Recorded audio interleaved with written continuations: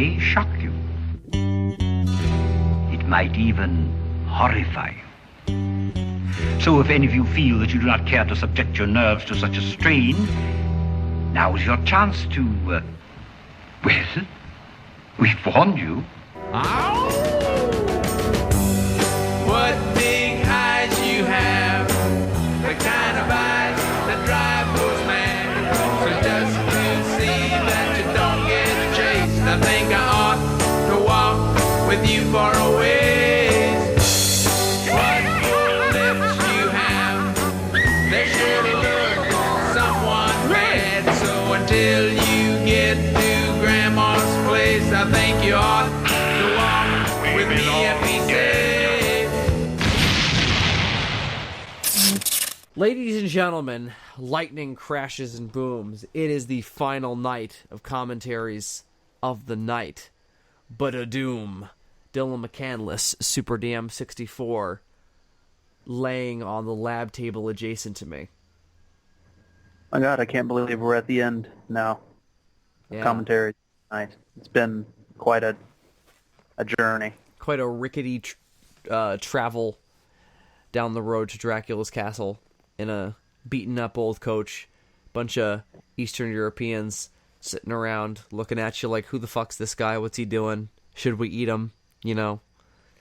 These are the questions. Silent. These are the questions that have been poked and prodded by us over the course of this series. We've watched silent films, we've watched talking films, we've watched films that weren't silent, but they were pretty damn quiet. And we've been here we we've are. been quiet ourselves, although this is supposed to be us talking over movies as opposed to just the movies. Well, that happens in any commentary. Every now and then you got to stop and enjoy a scene, you know? Yeah, every now and then it's like I need a minute just to watch the movie and get my bearings in what we're talking about, you know? Otherwise, I get down like a weird hole where we're having a conversation, then I have to look back to the screen and remind myself where we are in the movie. Right. Well, I mean, at the same time, it's also like it's not about watching the movie and paying attention to every single little detail and taking in the narrative like you're experiencing it for the first time again. It's sort of hard to do that when you're also engaging with another person in a conversation. And that's the thing about this being a marathon before Halloween, because when you're watching horror movies on Halloween, presumably you're doing it with other people, celebrating the mood of the season, and you're talking and socializing around the topic of these horror movies and monster movies. And we're going to be doing that, as you should all be doing this Halloween, about another classic Universal monster. The latest classic Universal monster, the last one that they put out that still gets included in the original cycle, and one of the most popular, the one that they introduced new, in a sense, that really captured people's imaginations in a way that I don't think at the time they even expected. So Dylan, which character, monster, and film would that be? Well, tonight we're time-skipping once again to the gay old 1950s, post-war America, and talking about the creature... Or it wasn't really okay to be gay, huh? No. Only in the Christmassy sense. Or in the Flintstone sense. The creature from the Black Lagoon from 1954, which, side note, good year for movies. Yeah, Godzilla, obviously, that year. It's interesting that the two massive monsters from my childhood, black and white original introduction films, come from 1954. These couple of years were just a golden age of science fiction about giant monsters showing up and wrecking stuff. The creature's not a giant monster in the same sense as Godzilla, but he's a science fiction creature from beyond our cusp of understanding that shows up and wreaks havoc when we do something that we probably shouldn't. These cautionary tales, if you will, are the thing that permeate this period.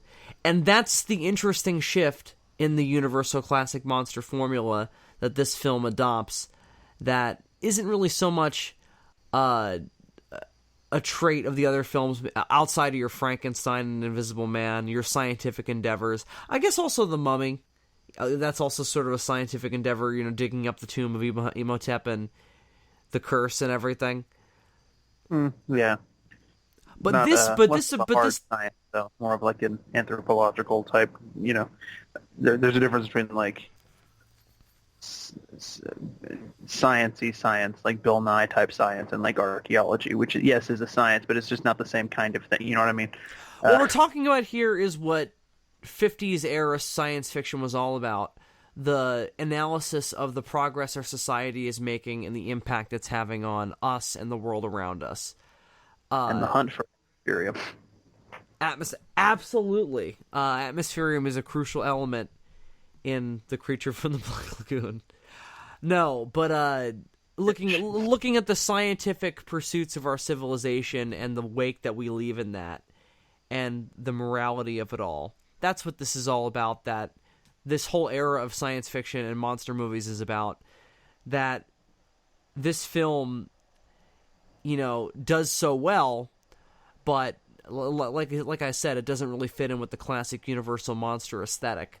So what do you think it is, before we get into it, that makes it fit in with that outside of it just being a Universal movie, or do you think it is just that it's a Universal movie? It's partially the fact that it's a Universal movie. It is an actual anthropomorphic monster, which had gotten a little less popular in the 50s. The 50s is a lot more about your giant ants and your giant spiders and your big fucking scorpions. This is actually a man in a suit who's walking around with other humans. So aesthetically, it's got a little bit more in line with the ones that had come before. It's in black and white. That helps. And I think it's got the atmosphere that the other movies were known for. It's rich with atmosphere, and also a good score that really helps develop that atmosphere. I've always been a little confused at its inclusion, not for being a monster movie, but because it's more science fiction than it is horror. But so is Frankenstein. Yeah, true, but I think Frankenstein is it. But it gets the gothic thing. Yeah, I think Frankenstein leans more on the horror than this does, because it's about a guy digging up bodies and sewing them together. I mean, this is about a fish man ripping people apart. That's more like a horror movie with science fiction in it, whereas this feels more like a science fiction with horror. Yeah, you know what I mean? You're right. You're absolutely right. I completely agree.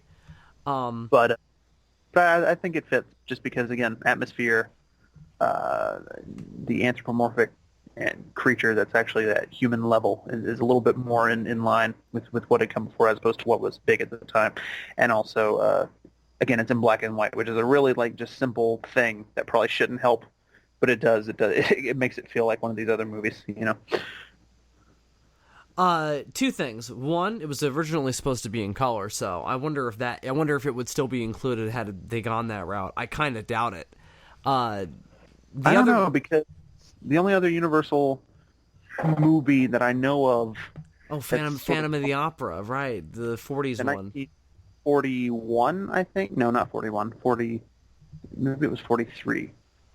I don't remember what the year was.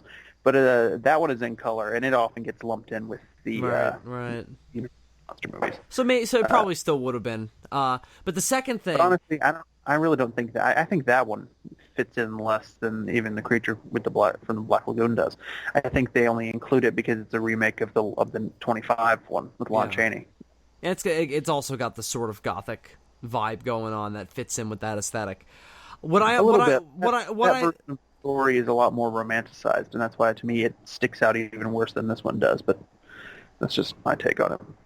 The second thing, though, is that it's the personality of the monster that makes this so easy to lump in with those others, because those stand out as the classic monsters because they're not just, brainless killers. They all have a motivation, a reason to exist, and they have a certain gravitas to them, rather than just your, I describe it as like giant ant syndrome in a lot of other monster movies, where it's just, this creature shows up, is a threat for a couple of seconds, but it's got zero personality. These monsters have a developed, not a complex psychology, but they have a psychology that you can sort of get a grasp on if you pay attention to the way they act throughout the film and the way they interact with the human characters. And that's also something that is very inherent of, your more Japanese Godzilla type of stuff as well. Where the monsters have more of a defined personality, as opposed to your more American monster movies where everything sort of bleeds together into generic sort of brainless killers. But the Universal monsters always stood out, being different from that. Your Draculas, your Frankenstein's monsters, especially in their version where he was the protagonist most of the time. And then your creatures from the Black Lagoon, where his personality is more tragic, more King Kong-esque, another American monster who stands out as having a personality and has stood the test of time for that reason. And he's also one who has been fucked with by humanity and rebels against them for that. And I think that there are people who sympathize with that, themselves, feeling like the world has done them some wrong and they have some desire to act out against it, whether it be violently or in some hopefully other way. So I think that the Gill-Man gets lumped in with your Draculas and all those other characters who come from a more primal, raw, mythological, literary place because of that. Because he feels like he could have been created from that same literary crop because of the complexity of what he's after and what he loses over the course of what happens in this story. I would love to read this as a book. Today I was actually reading a book that I bought called Creatures from the Black Lagoon. Creature from the Black Lagoon. Black Lagoon in Time or something. It's a sequel story to all this. It's like Universal put out a bunch of novels in the 90s that were expanded universe stuff for these classic monsters. I want to get a few more of them. But this one has not really impressed me that much so far. Did they involve Tom? What? Did they involve Tom Cruise, those novels? Or a Tom Cruise-esque character? Not thus far, but so far it hasn't been that great. I'm hoping it gets better. It has. I've only just gotten to like the real stuff with the creature in it, really. But I would have preferred a straight-up novelization of this story because I think that would have been great. Like I've always loved reading the original King Kong novel. I love these literary versions of these stories because I feel like I get a better sense of what they're trying to get at thematically. And this is one that I would like to do that with. But anyway, so we can get into a lot more of things about that when we actually get into the commentary. So you've had plenty of time to get it up and prepare to do that with us. This is a very available film. You can get it on Blu-ray, DVD, VHS, Betamax, Laserdisc, HD DVD, PSP, mini disc. Now the sequels are a little harder to get your hand. You have to buy a very specific set. The DVD version of Creature from the Black Lagoon, the Legacy Collection, the Gill-Man Legacy Collection, which has all three of them. I haven't seen the third one, and I haven't seen the third one in full myself for that reason. I've only seen bits and pieces of it. I get the gist. And the bits that I've seen gave me a good sense of what the thing is like, and I wasn't all that impressed, to be honest. But I have seen the second one, the Creature's Revenge of the Creature. That really pisses me off, and eventually I'm going to have to buy that set. But I don't want to have 2 copies of the first film. I find that redundant, and it's going to drive me crazy when I look at my shelf. But because like all the other monster movies, all the other Universal monsters, they had their sequels released on these like double feature DVDs, and I've got a bunch of the sequels in that format. The Dracula's Daughter and Son of Dracula. The various Frankenstein sequels are all. So I don't understand why they didn't just do a double feature basic DVD release of those 2 creature sequels. Like they did it with everyone else. So if you're living in some alternate universe where that exists, get that out and don't watch it because we're not watching that movie. Those movies. We're watching the original. So get it queued up at 00. Also, if you are living in that alternate universe, can I have access to your? Can I have access to your weird Rick and Morty trans-dimensional movie acquiring technology, because I'd really love to visit some universe where there's a complete box set of all the Hammer Dracula films. And the accompanying sauce would be delicious. So let's get into Creature from the Black Lagoon from 1954. Dylan, I want to press play. Are you ready to press play? I guess, yeah. Let's press play in 3, 2, 1, play. So, this is another mark of the 50s. We have our Universal International logo, the same company that would later put out King Kong vs. Godzilla and recycle a bunch of music from this movie in that. It's a very slow logo. I feel like it was on screen much longer than the old ones. Yeah. Creature from the Black Lagoon. So, man, there's a lot to say here. So, a couple of things. Like I said, there's no literary source for this, like your Draculas or your Frankensteins or your Invisible Mans or your Phantom of the Operas or your Jekyll or Hydes. Or even your Frankenstein. But there is a bunch of story that goes into the story of this film. And there is a real legend, you know, a very vague legend that inspired this, in the sense that, aquatic half-human, half-fish hybrids are a very popular thing in folklore, and all over the world there are different variations on them, and in the Amazon there is a variation on that legend. And such a story was told at a dinner party where one of the producers, William Allen, it was William Allen was present there, and he heard the story, and he wanted to make a movie about it. But the guy who told the story was convinced that it was true. At this dinner party as well, Orson Welles was present, and apparently he was very interested in the story as well. I like how the beginning of this movie really starts you off letting you know this is sci-fi with all this creationism shit. Yeah. Really, In really the beginning, God created the heaven and the earth, yep. And then, in the meantime, sort of evolution is happening. This, 50s sci-fi version of evolution is happening on the Earth that God created, apparently, in this sci-fi version of the world. But I loved this opening, and I still love this opening since I was a kid, because I think it sets up the tone really well of, sort of our early origins of humanity and the things that tie us to the sea, and the potential horror in that meeting the creature will bring up. Yeah, I wonder if this is the dark reflections of our evolutionary past.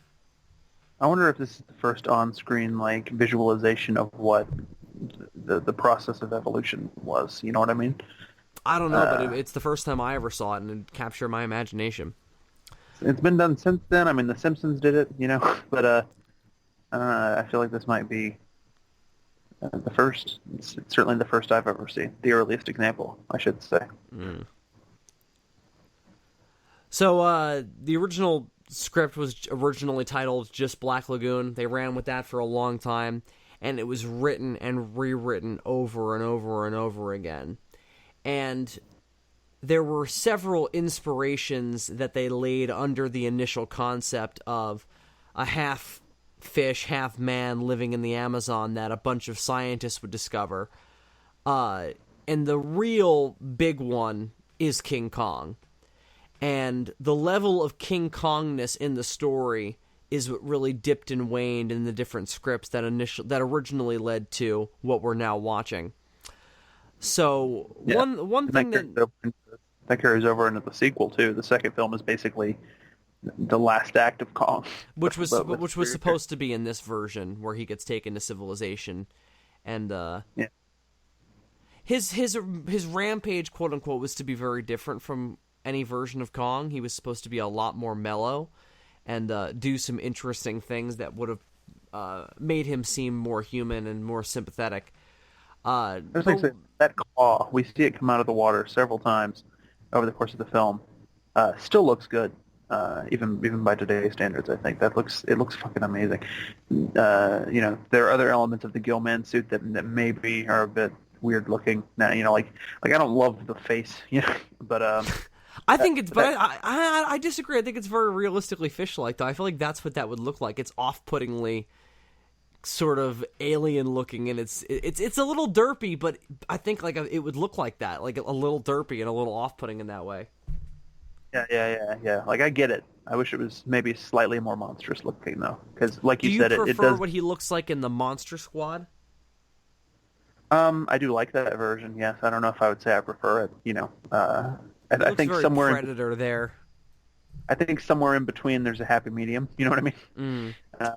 But going back to the claw you brought up, the fact that we start with the fossilized claw, I think is a good visual, thing throughout the entire movie. We constantly go back to the claw, and in a sense, it's a way to, show how menacing the creature is, give him this air of mystery, but also to show a really distinct difference between us and him. He's got this, webbed, clawed, dexterous hand, while we have these, clean, elegant fingers. But it is still a hand, nothing else in nature has a hand like that, outside of your apes. But even still, it's more human in the shape than even the apes are. So, I think that's also supposed to be somewhat off-putting. So I think it's smart to start there. The actual model of the fossil, I know it's not on screen right now, but we saw it earlier, and I wanted to bring it up then, but I was talking about something else, also looks super realistic. We'll see it again, and we can talk about it there. Now that we're having this conversation, I feel like if they ever make another creature from the Black Lagoon movie, like you totally tie it into like the aquatic cave theory, right? Like that's a super easy way of explaining why he looks so human while still being, fish-like. You think? But then he probably wouldn't have gills would be the problem. Shit. You don't make him an air breather. You make him like a lungfish. I mean, they bring up lungfish in this movie where, there's some that can do both. And yeah, that's fine because he's going to do both in this movie. But... So but Dylan, there is an aquatic cave in this film. So yeah, you totally could do that, and probably should. That his lair is basically a big aquatic cave. Would you? I didn't say aquatic cave. I said if you made it today, you could tie it into the aquatic ape theory. Oh, aquatic ape theory. Oh, I was actually thinking about that earlier when we were talking about the mermaid, the body found mockumentary that Animal Planet made a couple weeks on SOS ago. Yeah. And it sort of feels like your modern creature from the Black Lagoon type of deal. But this is not really like that because this creature would very vastly predate any, land simians that would resemble humans. That's the interesting thing about it, is that this shape existed in the water before that shape existed on the land, in a sense. Don't you find that interesting? Yeah, it's true. You could go either way, I think. Is the creature an intermediary animal that reflects something else that could have become us? Or is it what did become us? That's the question that I think this vaguely leaves mysterious, but just mysterious enough that it works for the more horror tone. That's the other thing about this. I think the approach to the science fiction is more classic Universal monster because we're so in over our heads, right? Every version of this story that I've read, the book that I read before and the sequels, they always talk about how this particular expedition was sort of hot-headed and amateurish because they just went off not even knowing that there was another living creature out there, that they were going to look for that, and that they were just ill-equipped and not in the right head to try and do what they did, and that they paid the price for that. So I think that's the element that's more Universal monsterish about it, is that people pay the price for their arrogance. Sort of Henry Frankensteinish. Yeah. Dracula-ish, would you like to see in a way. Would you like to see a modern creature from the Black Lagoon movie? Do you think? I've been dying for that for years. I don't know if it will be good, but I want to see what they would do with it. I mean, how many bad Dracula, Frankenstein, Wolfman remakes have we had to suffer through? I would love to suffer through a bad creature from the Black Lagoon remake, but I mean, I'd love to sit through a good one as well. I don't know if you remake this exact same story because you could just as easily I mean, it's a very basic idea for a monster that you could write a new story to go along with it, you know. Well, I think it would still be very similar to what this is. It's a bunch of people who discover that this thing is real and the implications for our evolutionary history. By the way, like I said, that fossil looks amazing. I would even not mind seeing like a modern, and they would never do this because I just don't think enough of the movie-going audience is familiar enough with the material. To imagine if they did like a modern sequel where this was still canon. I would love that. They would never do it though. Kind of what they always do with fucking Godzilla until very recently. I would love that. I think that would be great. Because I also think that he's a weird one to like try and tie in with the other classic monsters in a continuity sense, you know? Because like he's so far removed from all that. He's in the Amazon, and he's not supernatural in any way. You know? He doesn't really walk the barrier between life and death. Although I guess he kind of does in the sense that... you know what else? You can see his head under the water. Did you see that there? I just noticed that. I've never noticed that until now.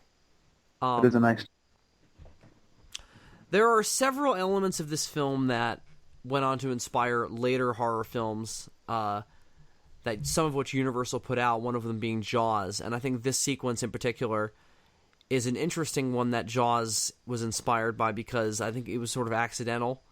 You know, when they made Jaws, they had a lot of trouble making the shark work, so they were forced to use a lot of POV to evoke that it was doing stuff. Here, it's more to maintain a sense of mystery until the characters that we're following the POV of are going to get a real reveal for what the creature looks like. Although we're even still going to see it before they do. I know that the 1950s and things are a lot less sophisticated, but did they ever think that these hairstyles were a good idea? I mean, really. This is a great fucking scene, though, isn't it? I don't suppose it matters. They're both dead, but you know. Do you agree that that's a killer bit? Literally. Yeah. It almost, I've been on a real Michael Myers kick here recently, and that scene gave me a little bit of a Michael Myers vibe from the creature. Interestingly enough, I just love that he grabs the dude's face and just like fucking strangles him with his big open hand. He's almost got like a baseball glove for a hand, you know, a baseball glove, you know. It is very baseball glove-esque. Just grabs them in a big mitt and just like squeezes them. This kind of reminds me of the boat in Kong Skull Island. I'm just waiting for one of those fucking ugly-ass birds to come down and pick somebody up. Kong Skull Island is sort of your Creature from the Black Lagoon version of King Kong, isn't it? Because they go to Skull Island and they fuck with Kong and he retaliates. And they stay there the whole time and pay the price for their arrogance. And then they leave him the fuck there. Yep. I think, if anything, a sequel to Skull Island will be more like this. Will be more like the sequel to this movie, where that's where you take him away from his natural environment. He's going to have to, because he's going to have to punch Godzilla in the face. Unless they find a way to bring Godzilla to Skull Island. I would very much so like to see that, but I imagine that that'll actually be the climax. I think they'll do like a Freddy versus Jason thing with that, you know? Like they'll be like, we'll bring Kong to his turf, so that way he'll have an advantage, which would be interesting. And probably a better way to explain him getting a leg up, as opposed to he got struck by lightning. We should not be talking about King Kong versus Godzilla, though. Or maybe they take more of an AVP approach and then find a neutral ground that doesn't really give either party much advantage, you know? Like a golf course. Yeah. That's the movie. It's that fucking golf course in Australia with the sharks in the pond. Yeah, sure. So this whole movie that wasn't shot on the back lot, which is what we're seeing right now, was shot in Florida, the Everglades, of course. And I think that was a really smart move, because in the United States now there are several animals that are indigenous to the Amazon that have now been introduced to the Everglades and have been thriving there. Pythons, caimans, all kinds of reptiles and fish that are native to South America have been introduced to Florida and the southern United States and are now thriving because so many of them have been released, both accidentally and intentionally. Can you imagine if you did that as a plot for a creature movie? That's Somebody a good brings one, isn't it? somebody brings a Gill-Man to Florida and he escapes, and then there's like a population of Gill-Men. That's a really good idea, isn't it? Because there was actually an idea for a Creature from the Black Lagoon movie in the 80s to be produced by John Landis, with Rick Baker doing the effects, where it was supposed to be an entire family of Gill-Men who was to be captured and brought to the United States to live in the pond of some eccentric billionaire. And Actually had more than one Gill-Man. Then you could actually see how intelligent they are, because then you could see how to Gill-Men they have like interact with each other. they have like a family dynamic, yeah, like a real nuclear family dynamic. Are there Gill-Man is there like Gill-Man culture? Is there some sort of Gill-Man politics? I'd like to know these things. Well, the book that I'm reading seems to indicate so very strongly. And seems to indicate that what we see in this movie is a really watered-down version, pardon the pun, of what they even were when they were in their prime. Because remember, like I said, these are not creatures that existed at the same time as the simians that would become people, and they're like, oh, this is what could have become the dominant life. No, this is far earlier, you know? These are creatures that existed long before the things that would become man. Like I said, they could be the things that became man. So we don't know what they were like when they were in their prime, but like I said, the book that I'm reading seems to indicate that they probably were a lot more intelligent and somewhat civilized than you might expect.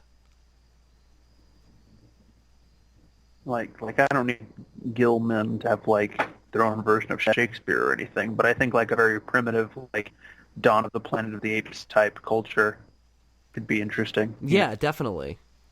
Especially in like a swamp setting with like crocodiles and shit.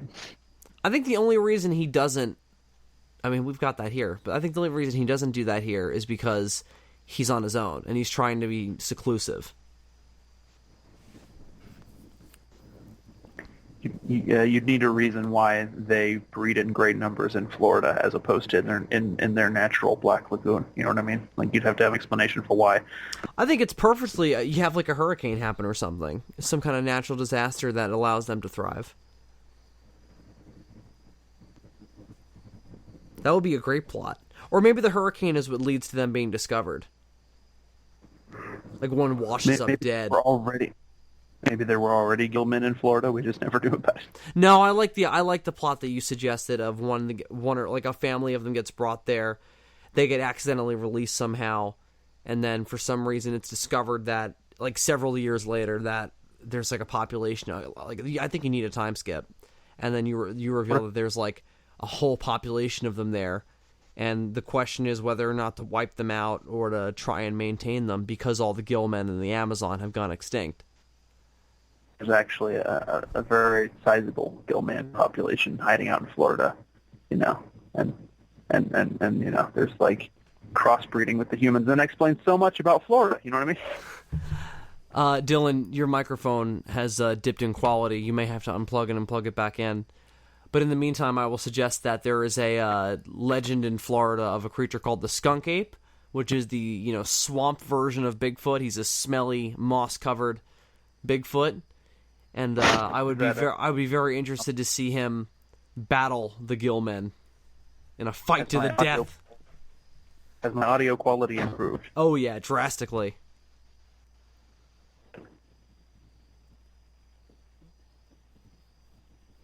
So say stuff now that you sound good.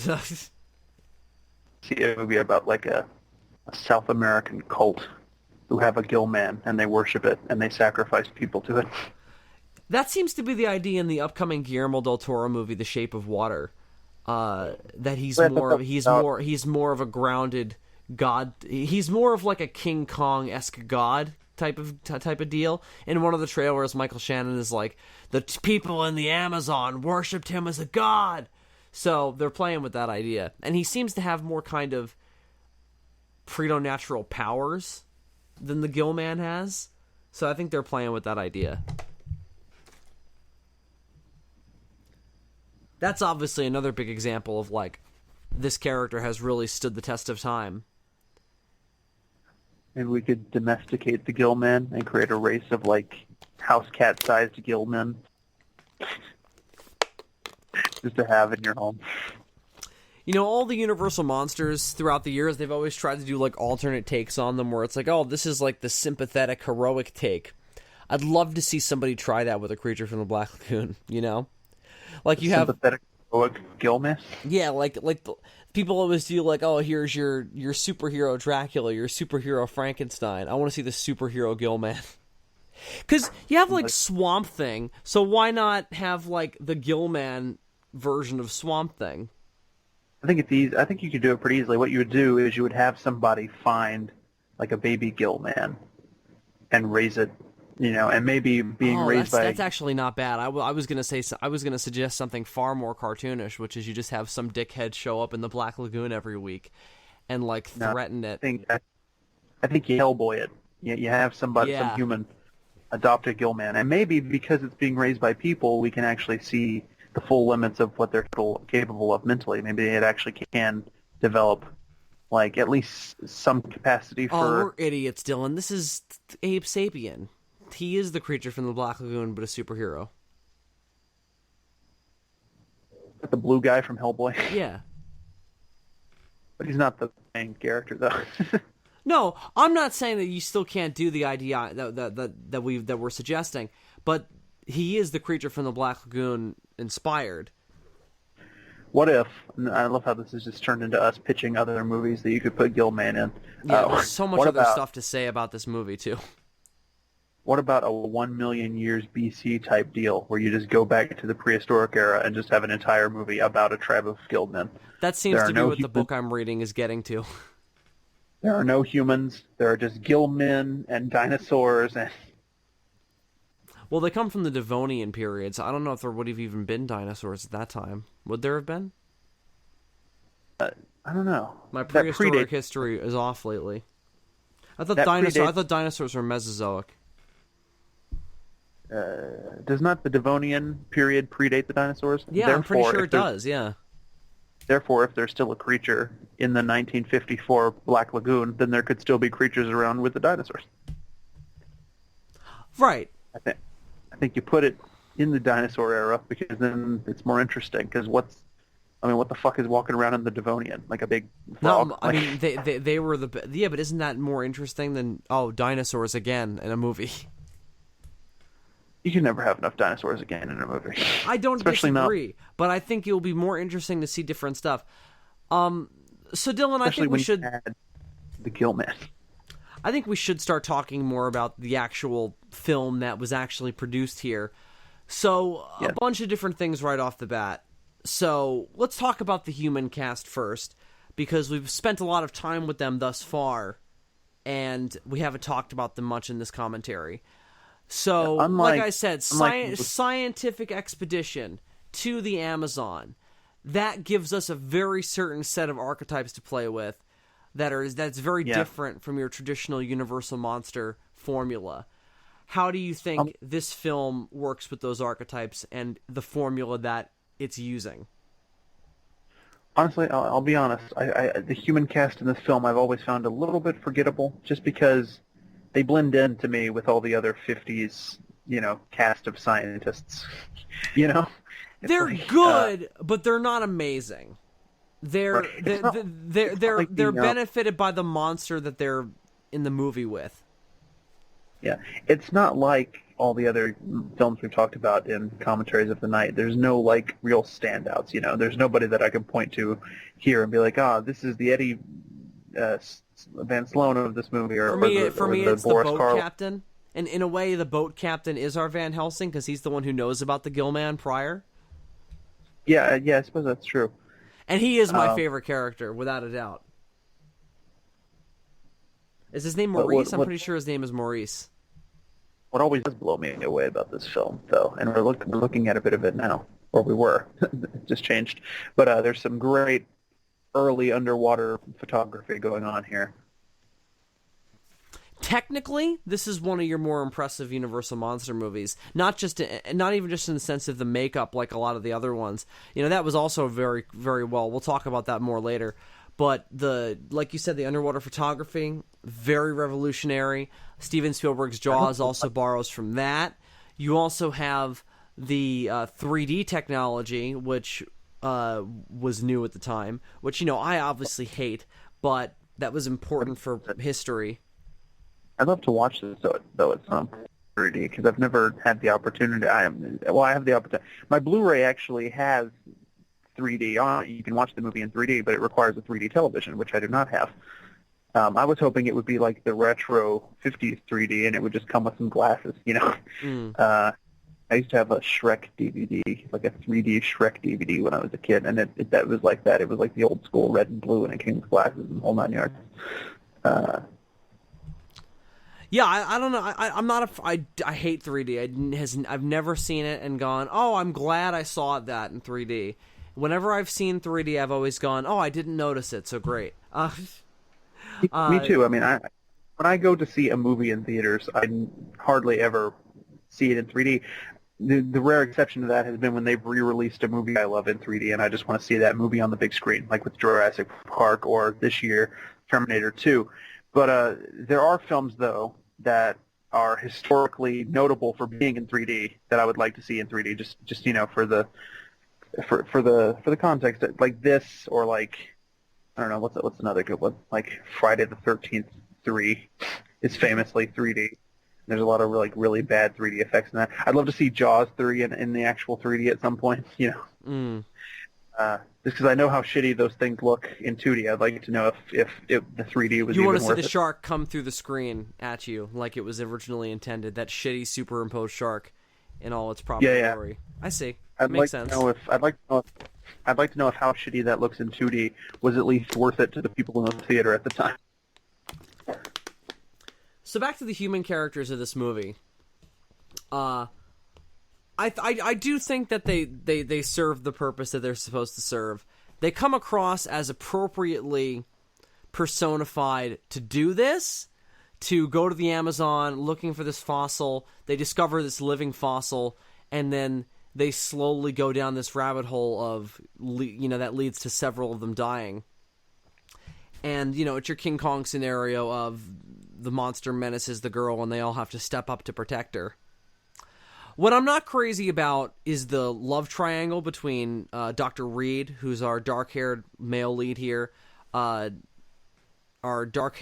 brunette female lead, and then our fair-haired antagonistic character, Mark, who is the real leader of the expedition, the one who finances it, because he really believes in sort of the exploitation of the unknown, which is always the road to disaster for characters in these sorts of movies, and he is the biggest example of that in this film. We will get there. I'm curious as to what exactly the 3D would have even done with this film, because it's shot just like a regular movie, Like, it's like, oh, those guys are slightly more in the foreground. Like, there's not a whole lot of... I guess it's still early, and they hadn't really started to become exploitive with 3D technology. They're not chucking things at the screen, Interesting. This is one of the most iconic scenes in the film, and one that has gone on to be parodied and homaged in several other things. And also the sex appeal of it is sort of revolutionary for the time in these kind of movies, because it is so provocative in a pre-code way that something like this hasn't been able to be in a long time. In the sense that, here's this beautiful woman in this, skimpy bathing suit swimming in this, primeval pool. This, fish man is allured to her and comes up and, tries to interact with her in the closest way that he can without horrifying her and making himself reveal. By the way, I love that we get these early glimpses of it underwater, sort of obscured by the darkness and by the shortness of our glimpses of it before our characters get a prolonged look at it. And I think the creature is one of the scarier universal monsters because the naturalness of the way he moves underwater is unrivaled by any other special effect in any of the other movies, like any kind of way that the other monsters do anything, because like just the way that they're able to evoke that, like you really feel like that's a real thing swimming. You know, you don't think about the fact that it's a guy in a suit. At least I don't. But apparently this whole bit here was very inspirational to the opening sequence of Jaws. Well, it's interesting. But it's interesting because it's like the creature isn't going to attack her. It's more of a it's preying on her in a more like seductive way. It's more King Kong. It's King Kong meets Jaws, and I suppose it adds some suspense because you don't know watching it. Well, at least if it's your first time watching the film, you don't know that he's just going to watch her. There is a sense of, oh God, what's he going to do? I think the musical score, heavily implies that he's not going to try and eat her, though. And he's not the kind of monster that eats, that he kills to eat these people. He attacks later on because he feels threatened. I don't know. I feel like he might eat her just because the music is very flowy and romantic, but it still has that dun dun dun every 5 seconds. Right. Yeah, it's interesting, this whole idea of her going for a swim, because this is the bit that's very Jaws. Her like being like, oh, and looking down because she feels like something's trying to touch her. Because it's a thing that doesn't necessarily have to be in the movie. Like this whole sequence, this idea of her like going for a swim. But it's there, and it's one of the better scenes. It's an interesting choice at the time, Because how often in movies do you just see a character go for a swim before this? I don't know if it's an intelligent choice on her part though, because this is an Amazonian primeval lagoon.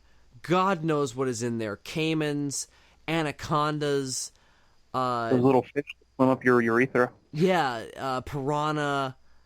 I mean, any number of venomous snakes, any number of venomous fish, any number of Amazonian stingrays. There's a fucking a million things. Snapping turtles. I mean, God, the list goes on and on.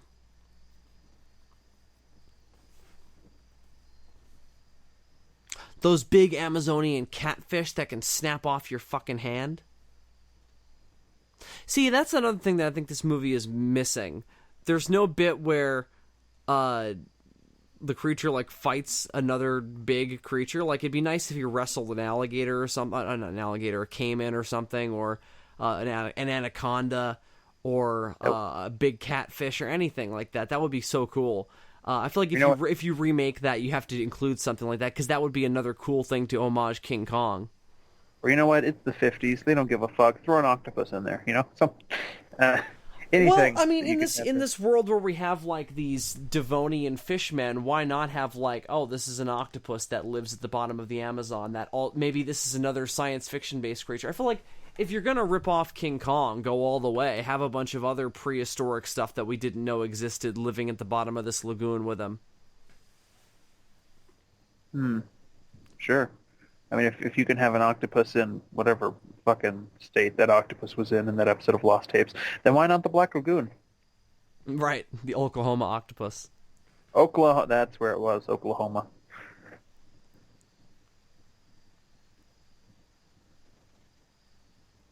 This is also kind of reminiscent of Jaws. I'm trying to reel in the creature. Yeah, well, they're not... I mean, that's not what they're trying to do. They don't even know that it's there yet. They haven't seen it yet. They're going to figure that out in a few minutes, because one of them is going to suggest that the only way that could have been done is by a strong living thing. And I have to look up the captain's name, because I don't think it's Maurice, and I've been saying it as Maurice.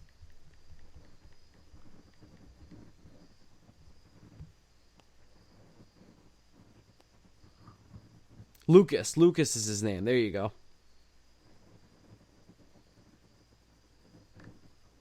Now I feel like a proper boy for getting my names right. Is he supposed to be the last of his species? Because if so, where'd he come from?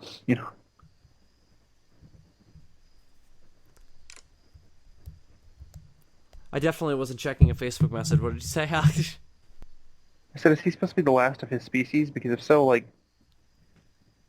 where, how? I think he's like Godzilla 2014, where he's really old and he's been around, or even Kong in Kong Skull Island, where he survived like a great purge of his species, and he's just the little last remnant holding out here. I'm totally fine with that. I think that's cool. You don't like that? Is it too cliched? It's fine. It just runs into that a little bit of a logical. It's a bit of the old Loch Ness monster problem. I think it's Like, fine where as does long as you make it clear that he's the last of his kind holding out. You know?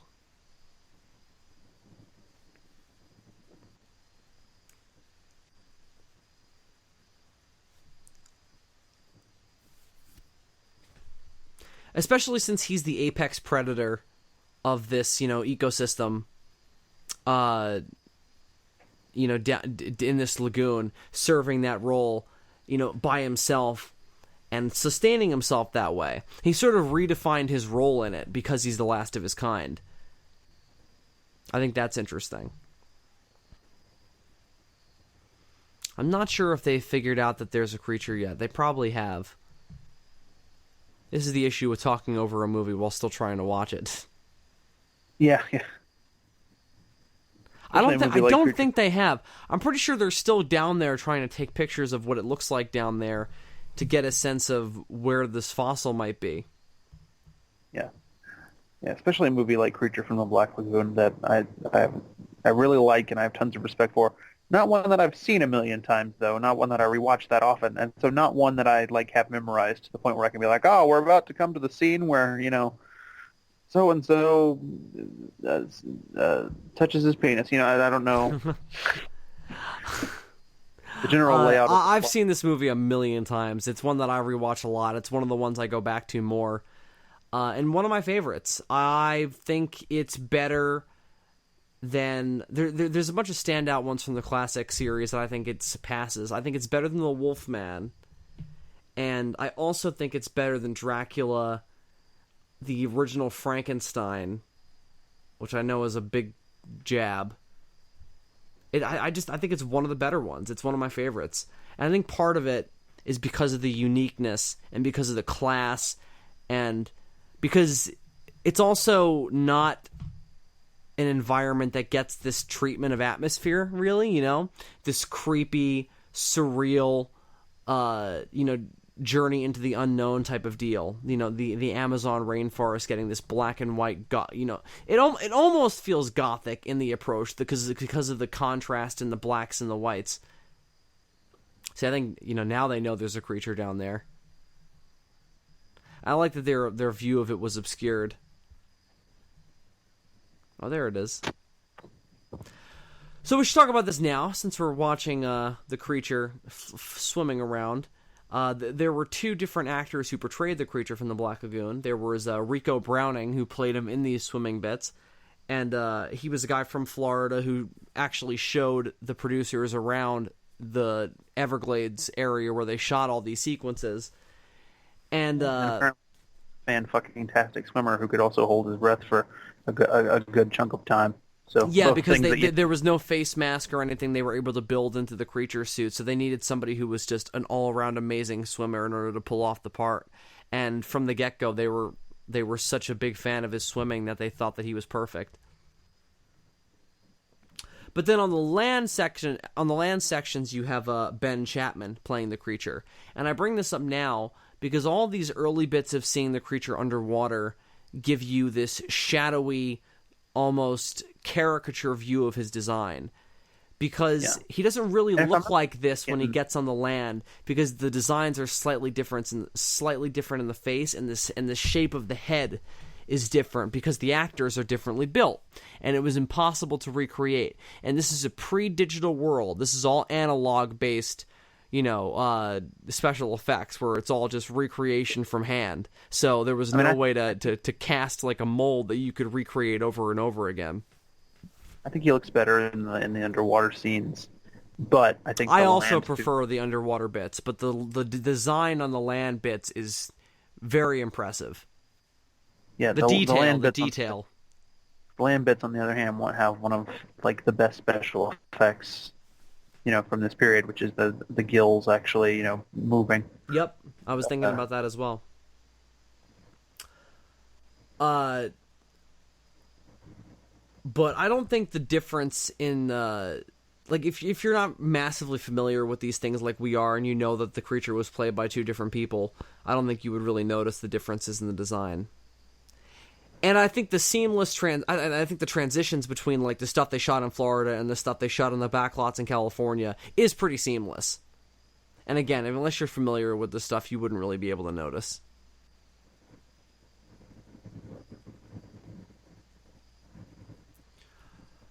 I wish that Mark was more sympathetic, because I feel like this story would probably stand out as being better than it does now, because he's less sympathetic. One of my favorite movies is The Abominable Snowman of the Himalayas, and I feel like that's a sort of your King Kong-esque story of a bunch of scientists journeying into the unknown to look for a monster, a living fossil. And it's also very Jaws. Anytime I see anybody developing photos the old-fashioned way in a movie, it always makes me think of Jaws. Right. Or Jaws 2, more so. Jaws 2, whichever one has the extended dark room sequences. Yeah, I mean, that's Jaws 2. I don't think there is a bit like that in Jaws 1. But anyway, I brought up... I think you're right, yeah. Okay, so Jaws 2. Those two, I get details from those two mixed up a lot in my head, because I don't know, I saw them both a lot as a child. I feel like if you made Mark more sympathetic, though, this would be a better human story overall. Because he would feel more like Tom Friend from Abominable Snowman, where he has more of an understandable motivation for trying to exploit the creature. Oh, that's a great shot. I forgot about that. And there will be more drama in the human stuff. Like, that movie has very little in the way of monster action, almost zero, and it's all based on the human drama, and it totally works. We're going to have to talk about that movie at some point. But here, it's more based on the monster ripping people apart, and Mark is designed to be somebody who you want to see ripped apart, right? Yeah. Man, the Gill-Man really does not like brown people, That's all he's killed so far. He hasn't touched any of the white people yet, has he? No, he's lusted after them. Right. This movie is interesting in its racial implications. He's a man of particular taste. A Gill-Man of particular taste, I should say.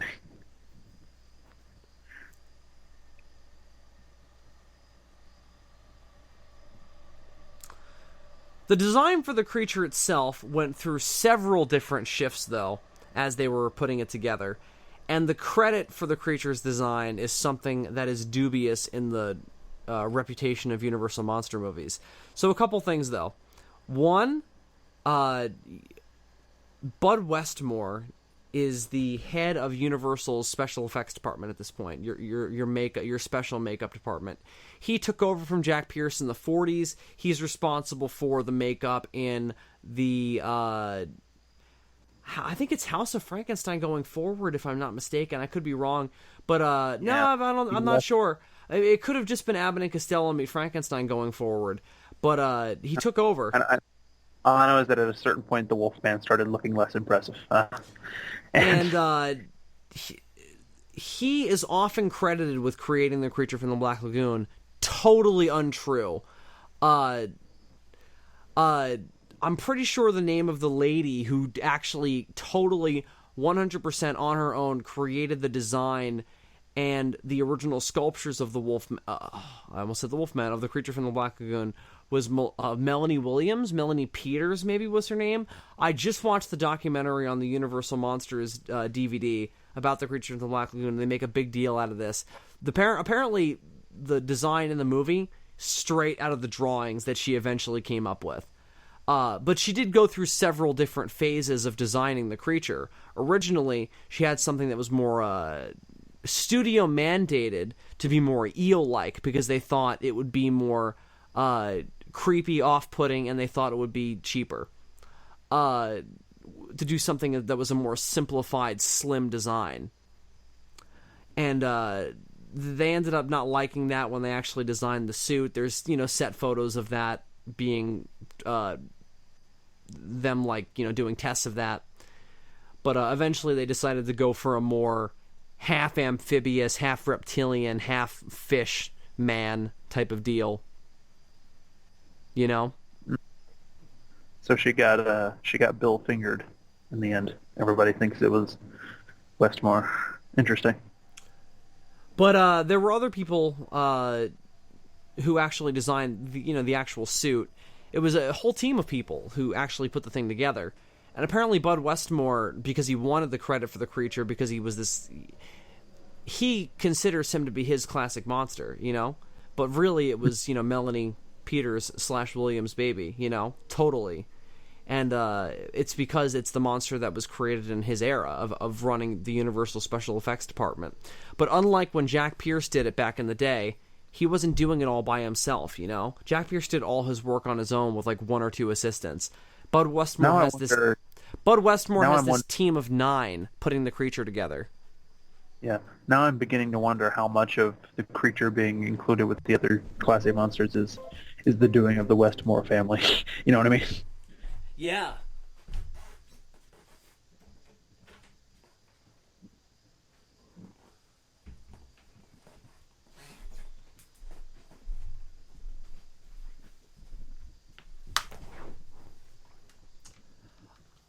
But yeah, apparently he showed up one day when they were making a mold for the creature's head, and he just was standing over them making it after hours, which was unusual because there was press coming to take pictures. And when they showed up, he just started working on it as soon as the press walked in. He was doing something that had nothing to do with whatever the team was doing. He had no idea what he was doing. So, Bud Westmore apparently not a great guy. So the creature has other people who should be credited.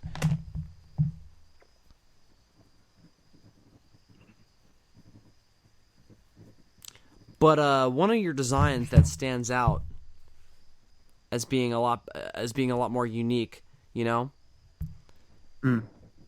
Definitely. They created it from scratch, there was no inspiration in specific literature for them to draw the design from. No description, nothing like that. Just the idea of a aquatic humanoid.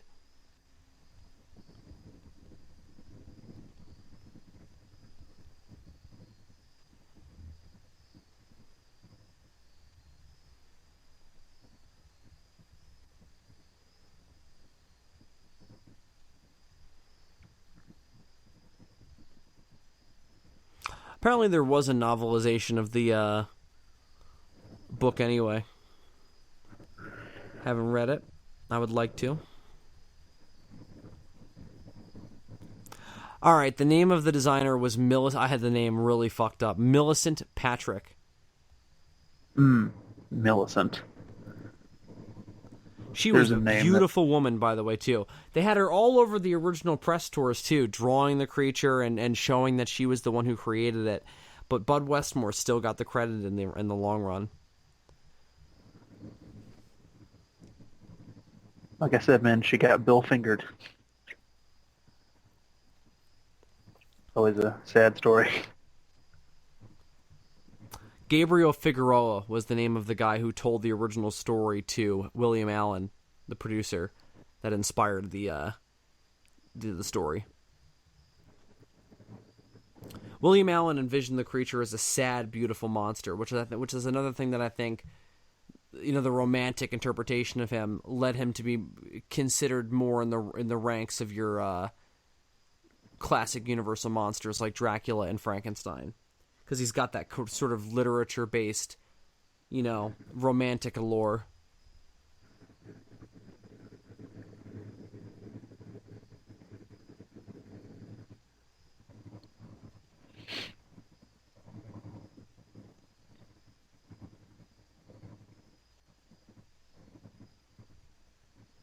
I don't know if a fish man would roar. Probably not.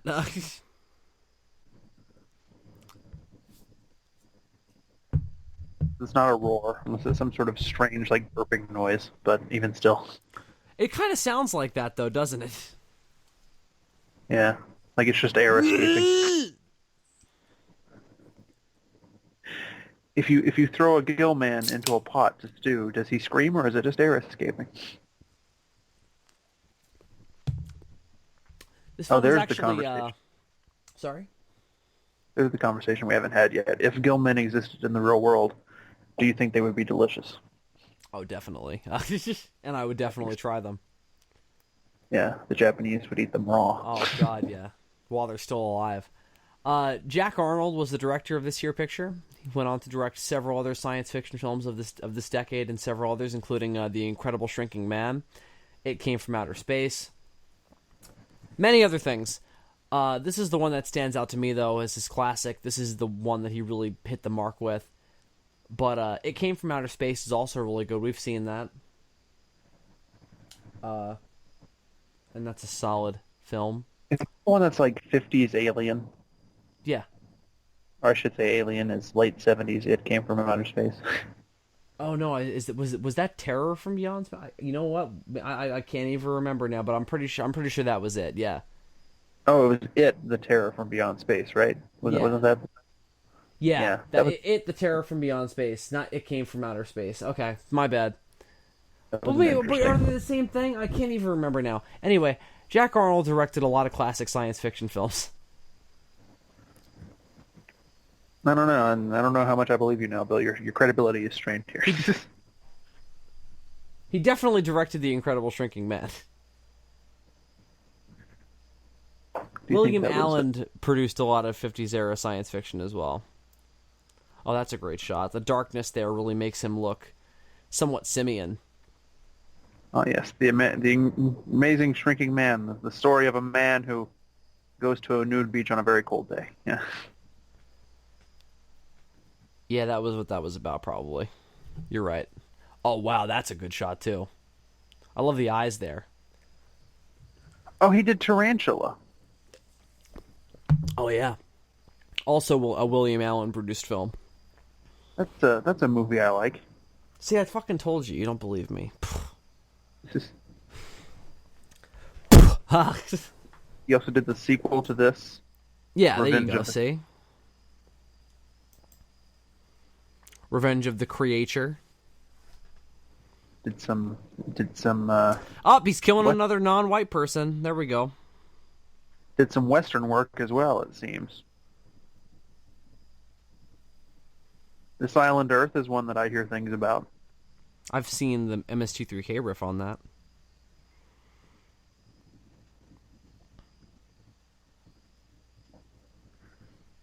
The guy who played Dr. Reed was apparently a favorite of Jack Arnold in his science fiction films. I think he was also in It Came from Outer Space. Pardon me. So they do briefly capture the creature here, which I think is supposed to be a very King Kong-esque bit. But I feel like this is also very Skull Island, where it's like they have Kong down at that one point, and Brie Larson and everybody is trying to prevent Kong from being killed, you know? Mm-hmm. Looks really creepy from up there. Yeah. This always captured my imagination as well. Like, how did they build this quickly? Did Lucas have something built into the ship that was ready to go to transport something like this alive? I guess he could have.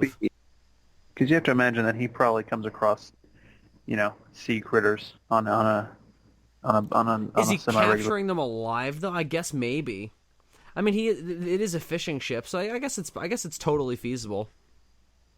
And the only thing that they would really have to make themselves are the bars because he's got arms.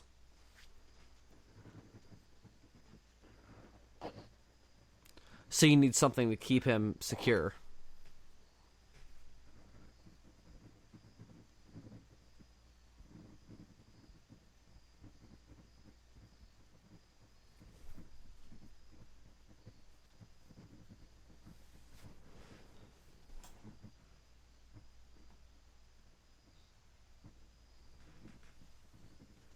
This guy totally has zero presence in the entire movie. I forgot what his whole deal. I think he's the geologist or something. He's a digger. Yeah. But he's gonna get injured. He's not gonna die, I don't think. I don't remember.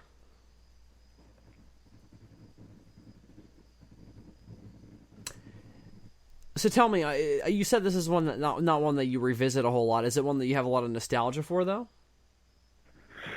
No, not really. Really It's just interesting. I didn't have a copy of it growing up, so it's not. I one I that- had both of this and the sequel on VHS, my dear boy. So I saw it. I saw it sometimes on TV. I was aware of it, but it's not one that I really had the opportunity to watch on a very regular basis. I watched it a whole bunch when I was a kid. I think I really was attracted to the King Kongness of it, and also the Godzilla mirrors of it as well, with a prehistoric, throwback creature that we discover in the 1950s. Oh, that was a good little fake out. So you know what else? I think of all these classic Universal monsters, I can imagine you making like the scariest movie with the creature. Because he's a grounded, thing based in science that could theoretically exist. Mm-hmm. And he's very physical in his horror. He's going around strangling people and ripping their heads off. So I feel like if you handle it appropriately, you can make him the scariest of all of them. Yeah. You also You could can't totally do, reason. like- You also can't reason with him at all because he's just an animal.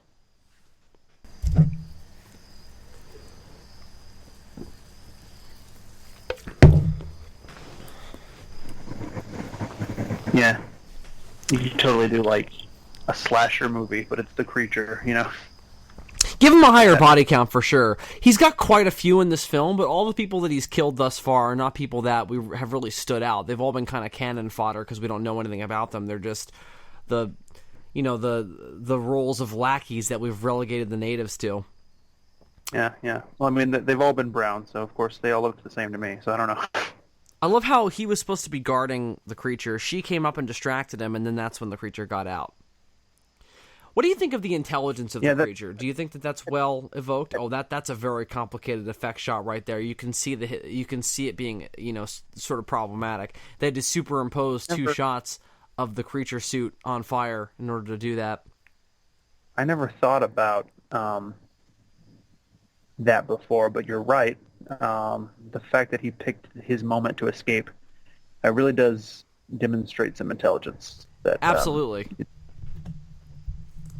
Not so much on the film's part to linger on that shot of him being on fire for so long a few minutes ago, because, like I said, the effect of that was a little wonky. But I do like the spectacle. I like the spectacle of it. I like the idea of it. Not a whole lot of things getting set on fire in your other classic Universal monster films. Well, it's also like he gets seriously injured in the course of this. So he's got He's got more of a reason to be pissed.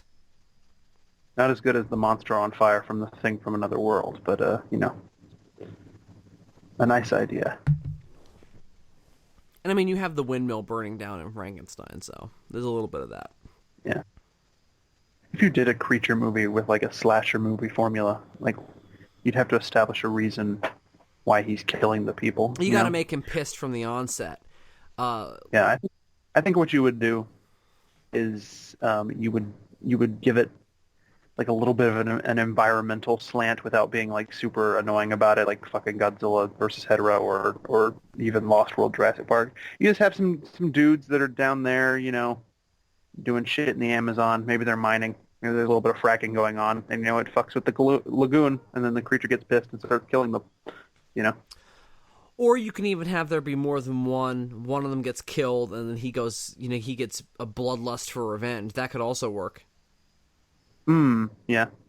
I love this bit, too, where Lucas is like, hey, man, listen. This is my ship. You may think that you run the show, but I've got a knife, and you better fuck off. I've dealt with shadier characters than you. Yeah, kind of hard to... You can't really intimidate a man with a knife, especially when you're in booty shorts. It's not going to work.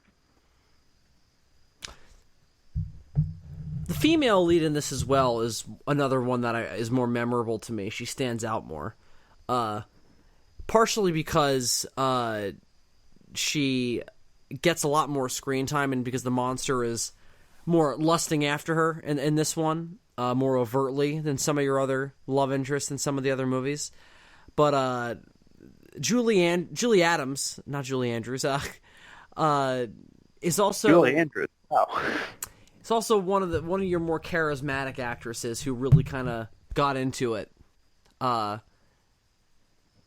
a little more so. Yeah, she's better than a lot of your older Universal leading ladies. She's probably about as good as like.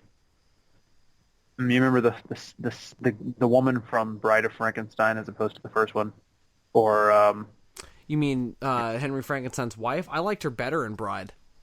Yeah, that's what I'm saying. She's more like that, you know. Yeah. Than, like the girls from, like Dracula or you know, even the chick from The Wolfman is pretty good, you know. Yeah, She's Gwen is also good. That same actress also plays Dracula's daughter, or not Dracula's daughter.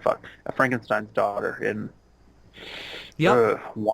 And Frankenstein Meets the Wolfman. Was it that one, or was it Ghost? Because they changed the actress in between movies, and all of a sudden she had an accent, and I can't remember. No, it was Frankenstein Meets the Wolfman. Yep. But you know, I like her a lot, and she's also been really good about interacting with the fans and stuff throughout history. She really likes the legacy that this movie has had, so it's always nice to see that as well. This is another cool idea. The Gill-Man prevents them from leaving because they fucked with him, and he wants the girl, and he wants them all dead for trespassing. I love that. You know what I think I like a lot about this movie that I wish was like more emphasized? It's this sort of like drama tete-a-tete between the humans and the creature. Like, they'll do something to each other that impacts him, and then he'll do something to them, then they'll do something to him, and it's just sort of like a back and forth, you know? And I wish that you just had more stuff happen. If you did this now, you would have it more fast-paced, you would have more encounters and have more... You definitely have more people die as well. I'd really be interested to see how you design the creature nowadays. I'd love to think that you would do it more scaled back like this and try and retain the simplicity and the elegance of this design and not go too crazy. Like I even think the Monster Squad creature from the Black Lagoon kind of did. But I've never seen like a modern fan interpretation of the creature that I liked. I've always preferred the classic design and nothing else, you know? I think at the very least, one idea that I liked from the Monster Squad design is actually giving him some teeth. You know, I know it's a little less classically fishy. Yeah, but that's the thing, is it's less traditionally fishy. Or amphibious, even. Amphibians don't really have teeth. But it adds, you know, there's a certain level of, hey, this isn't scientifically accurate, but you want a monster to be threatening looking, you know. Sure, I guess. That's fair.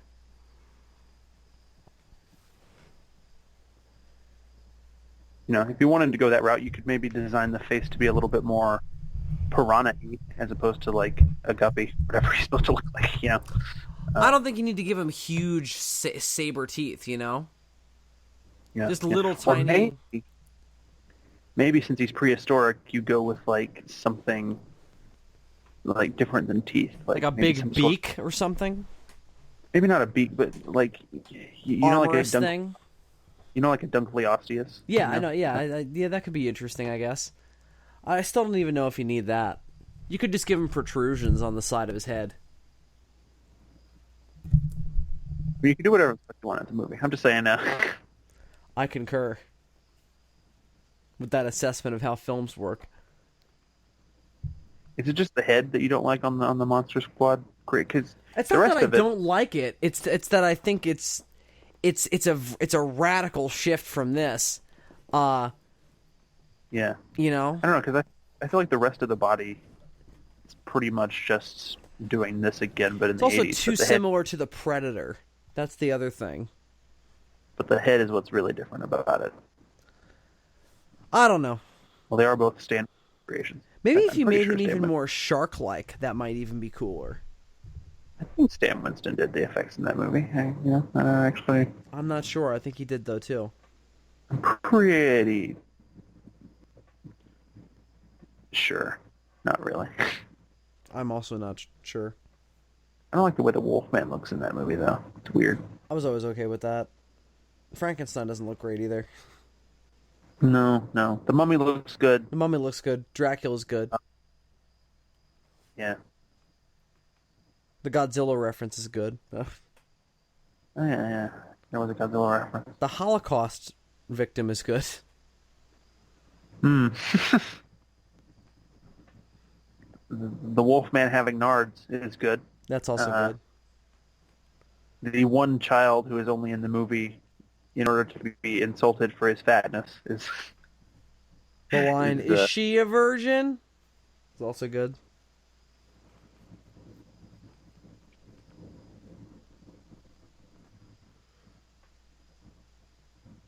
Yeah, so Creature from the Black Lagoon. We got... This also predates Thunderball, another movie to make use of underwater photography. Apparently Thunderball was super reliant upon what they did here as a basis for that.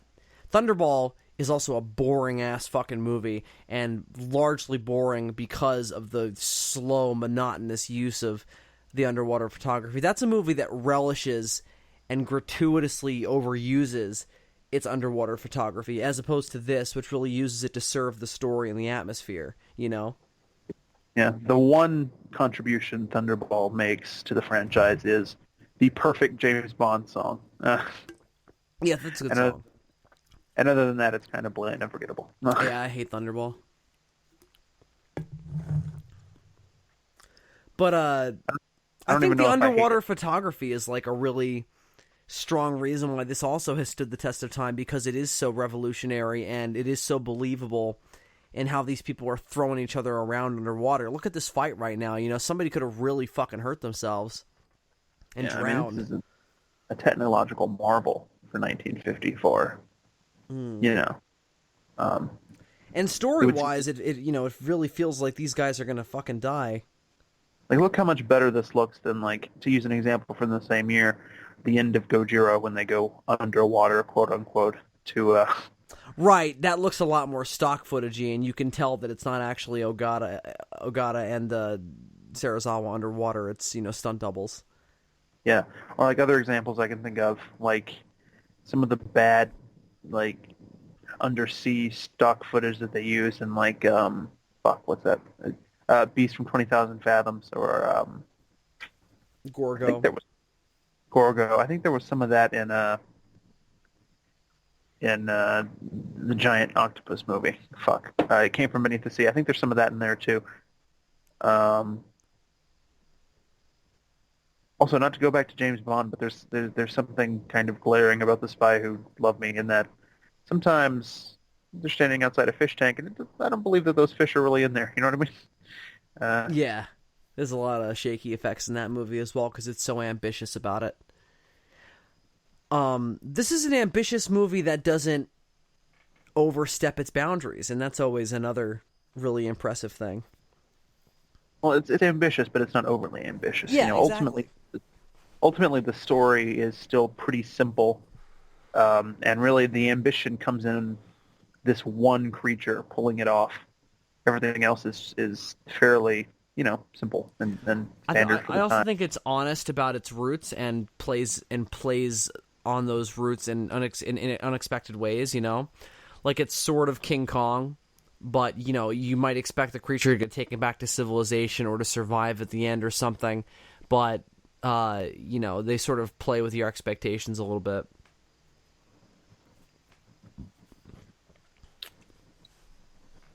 I also think they expect you to think that the creature is going to be this heartless killer, whereas in reality he's just an animal defending himself with his own, desires.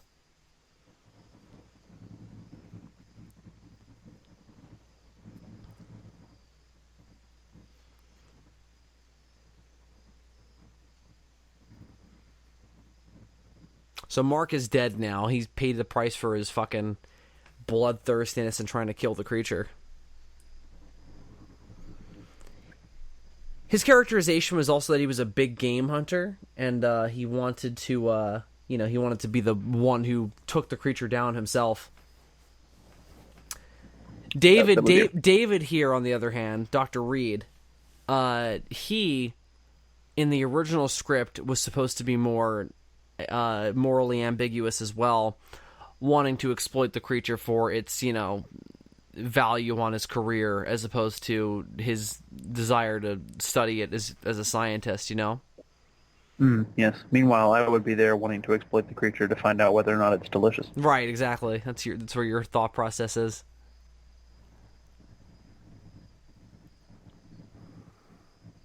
This is very Anaconda, the guy who's injured, sitting in bed, and then he still gets killed.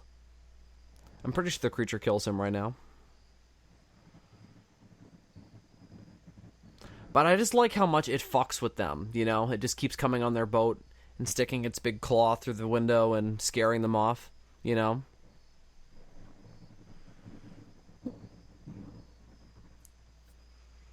like when you got like a fly, and it could just stay on the wall and not bother you, and it probably would be fine. But it just has to keep fucking getting in your fucking face, Right. Well, it's also like it's the difference between this and Jaws, It's not limited to them going into the water after him. He can go after them. That's the cool thing about the creature from the Black Lagoon. I'd like to see a version of the creature post Jaws as well because of that trope. Flipping the just when you thought it was safe to go in the water, but you don't have to go. He don't have to go in the water. He can get you on land too. Yeah. Just when you thought it was safe to stay on land while other people were going into the water. Just when you thought it was safe to exist. Land Shark coming soon. Oh, there's so many movies called that. That was the original idea behind Tremors. That movie was originally called Land Shark? Yeah. I'm really surprised that Sci-Fi Channel doesn't have a Land Shark, I'm pretty sure they do. They've got Ghost Shark. I think they actually have a movie called that. Do they? Yep. Because I've seen so many others. Ghost Sharks and Sharknadoes and Sharktopie and all that shit. It's like the simplest thing. The thing that's been a joke for ages. Land Shark. Since we're wrapping up here, this is a Universal monster movie that had a lot more drama around it than some of your other ones. There was a lot of dispute between some of the crew, particularly the underwater photography cinematographers and the rest of the crew, like the land cinematographers.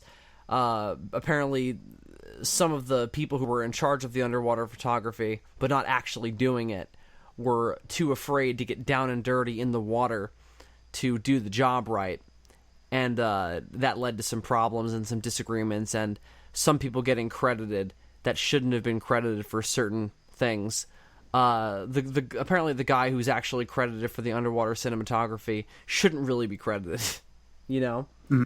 It should be the camera operator who's really given the credit for all the beautiful camera moves here and the way they're pulled off. But apparently, one of the guys playing one of the assistants, the native assistants, apparently he was found later and asked about his involvement in the film and claimed that Rico Browning and Ben Chapman were liars and that he was in fact the guy who played the creature the whole time in both the water and the land sequences. And that because of racism, he was never credited. But it's clearly different people, though. Yeah. Well, most of the people who have heard that story are like, it's probably not true. But that's what he said. What else? I mean, if there's any credibility to his story, it's the fact that this is the movie where we've had one white guy die and like 5 brown people. One other thing, Julie Andrews in an upcoming bit got injured. Ben Chapman in his Julie Andrews again. Oh, god damn it, Julie Adams in her in Ben Chapman's, awkwardness in becoming the creature, he accidentally kind of kicked her in the head and she got injured, and there was a famous set photo of Ben Chapman in the creature suit and a bunch of other actors surrounding Julie Adams, getting like a bandage put on her head, and she's like sort of woozy looking. So wait a minute, they had an axe on the boat. Why didn't they ever just break that fucking tree? Because every time they tried to get near it, the creature would go after them. That's what all that stuff we were talking over was about. Oh, good. Glad to know I didn't miss anything important. You notice that in a lot of promotional material, they'll sometimes color the creature with, like, red lips. I always hated that. It looks stupid. Because it's clearly not the idea here. He's clearly all green. Right. Even though it's black and white, like, this is a great shot. Even though it's all black and white, you can tell that he's a consistent shade. You know what else? I think that he's supposed to be a darker character than the promotional material tries to, get across. He seems to be more, lively and fun, but he's sadder and more morose in the actual film, a darker specter of this lagoon.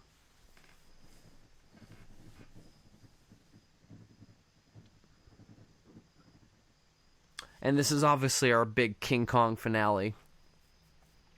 This is how you could make a movie where you find more creatures from the Black Lagoon. What if there are more of them? Like, what if these caves are far more extensive than we get a feeling of, and there's actually more Gill people hanging out down there, What if they were in the sewers?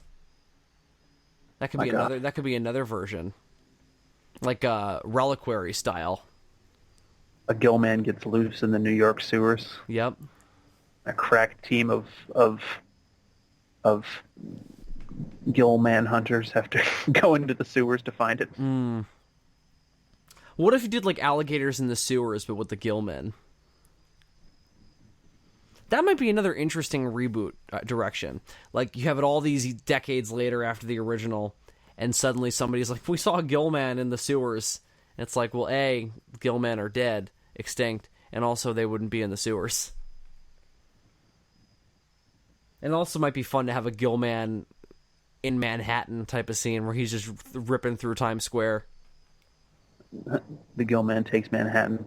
That would be kind of cool, right? 90% of the movie takes place on a boat, and he's only actually in Manhattan for like 2 seconds. Yeah, obviously. If you are going to cross over the creature with any of the other classic Universal monsters, which one do you think makes the most sense? Ooh, that's a good question.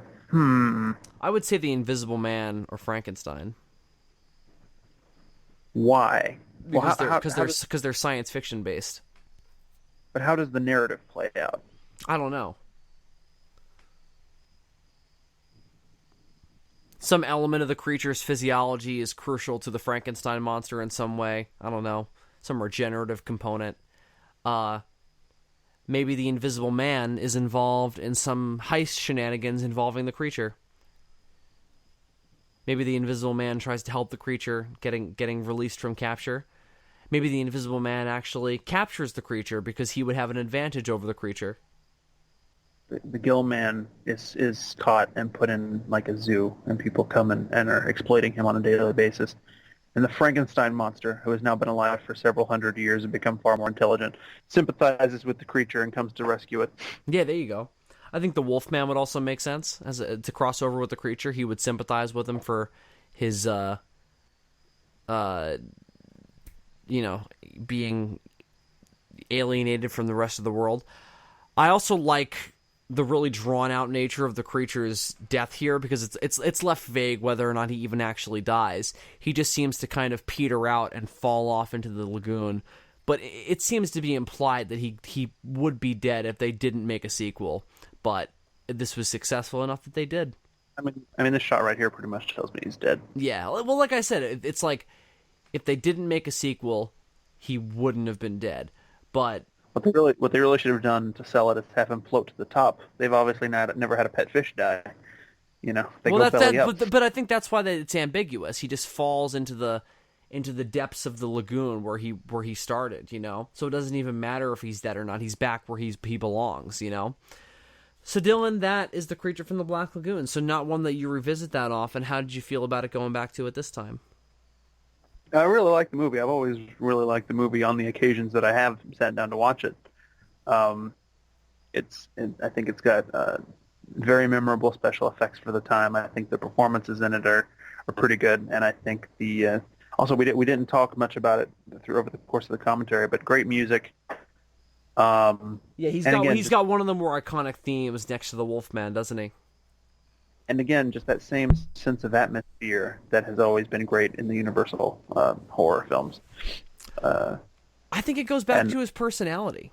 You know, overall, just a great way to end Commentaries of the Night. Yeah. I just think that he stands out as one of the more distinct, unique, and memorable of Universal's roster because he's original to their roster. No other company has a Gill-Man, and the ones that have tried aren't as iconic as theirs. And he's one of the more sympathetic ones, and he is just one that I think just was the most successful in what he set out to do. And one of my personal favorites. But yeah, it's fitting to end Commentaries of the Night there because Creature from the Black Lagoon was truly the end of the classic cycle of Universal monsters, and later on, everything after this would become reboot territory, readaptation. You know, this is all the original recipe stuff, the original attempt by Hollywood to go, what is a monster movie? You know, and I think this is an early attempt at what does a science fiction prehistoric horror movie look like? You know. Mm-hmm. What does our creature from beyond our understanding of nature look like? And we'll certainly revisit the Commentaries of the Night at some point in the future because Gill-Man has sequels. Dracula's got sequels. They all got sequels. There's tons of other material that we can go into. There are other Universal horror movies of the period that are interesting and worth a look at. I just today watched The Black Cat. That's one we could talk about at some point. That's a pretty well acted movie. You know, there's tons of shit we can talk about in the future. So I hope everybody's enjoyed Commentaries of the Night as well as the other horror stuff we've been doing on the channel in deference to Halloween. Yeah, going back to the Universal Monsters is something that I do every Halloween anyway, and I just think that in this year that we've been doing all these commentaries, it was the natural way to go. And I thank you for joining me, D. I'm just glad that we did this. I think that in all the years to come, I'll be proud to even just to be able to go back to this original run and go, wow, we did the classic Universal Monsters as a marathon. Like that's something that I always loved doing as a kid and watching as a kid that now we've kind of done our own version of. I just think that's awesome. Yeah, you know, this is probably the end for 2017 in terms of these commentary series that we've been doing. So I'd just like to say that I hope everybody's been enjoying this format. I know that we've certainly enjoyed doing them. We've had 3 overall pretty successful runs of it, I think. And I'm excited for what we have up our sleeves next time around, which we haven't fully even decided on yet. But whatever it is, it'll be great. The future is uncertain, but it is optimistic. So is there anything else that you want to say to kind of wrap this whole thing up? Anything you learned about these movies or about this franchise that you didn't really think about before, or any new thoughts? Any closing thoughts at all? No. It's all been said and done, huh? Well, I think that's fair. The Universal monsters speak for themselves, as I think we've all seen over the many nights that we have done all of these commentaries. So we thank you again for joining us, and we hope that you have a very fun and relaxed and spooky Halloween to go along with this series that we've marathoned. So go out and enjoy it. We certainly will, now that we've done all these commentaries, now that we're done with all of our work for the year. So we thank you again for joining us. So until we see you for all of our endeavors in the future, all of our normal podcasting and any and all random interactions we may or may not have on the street, I am Bill Worster, a.k.a. Zazubaar. I'm Super DM64. And it was night we did a commentary, and there were monsters. Boo!